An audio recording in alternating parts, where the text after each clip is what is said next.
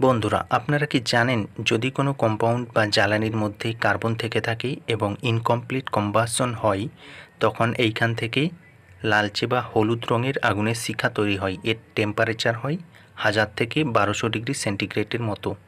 আবার যদি কোনো কম্পাউন্ড বা জ্বালানির সম্পূর্ণ কম্বাসন হয় তাহলে এইখান থেকে নীল রঙের আগুন তৈরি হয়।